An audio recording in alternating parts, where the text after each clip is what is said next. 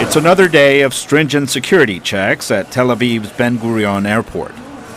About 1 million passengers pass through the airport each month on average.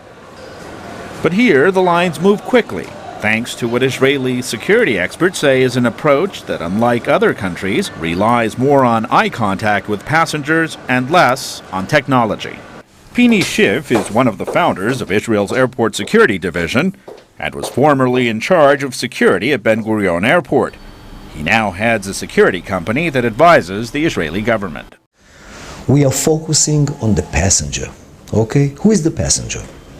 I mean, if the passenger is a bona fide by his background, okay? So his suitcase doesn't have to be checked very carefully.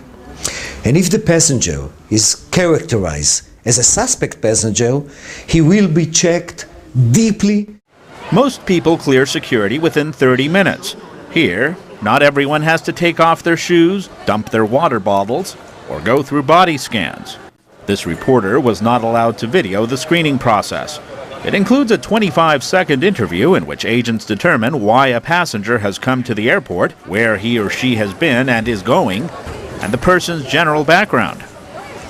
Your aim is to locate, to find the one passenger that is a terrorist and is carrying explosive material under his possession. Therefore, you have to characterize the passengers and to focus only on those who are suspected. And it's less than 1%. Narrowing the number of people to scrutinize means agents can clear thousands of passengers more quickly than if everyone has to undergo thorough body and luggage searches. Israeli security agents say it would probably be impossible for someone like the suspected Christmas Day bomber, Umar Farouk Abdul Muttalib, to board an airplane at Ben Gurion without being stopped. He was a 23-year-old Muslim male traveling alone, without checked luggage, and a ticket paid in cash. Israeli security experts say their profiling system is complex and does not single out Muslims specifically. Nir Ran, head of the Homeland Security Academy near Tel Aviv, is a former head of aviation security at the Shin Bet, Israel's internal security agency. He also directed security operations at the Israeli airline El Al. The passenger himself arriving to the flight with a bomb in his suitcase will not necessarily be a Muslim, will not necessarily be a young man or the terrorist himself. On contrary, in most of the cases, past experience teaching us that the people who were carrying the bomb to the plane was non-Muslim, was young women. Palestinians complain about the profiling and rarely use Ben Gurion Airport, opting instead to fly from Amman in neighboring Jordan, where they usually face less scrutiny.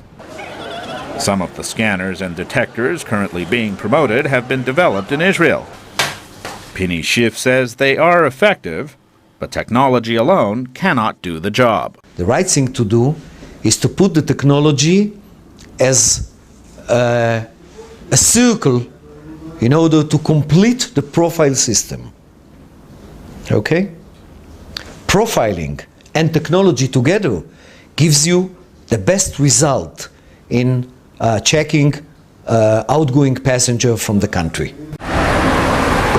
Israel's system might be in some ways controversial, but it has made for a near-perfect record. Luis Ramirez, VOA News, Tel Aviv.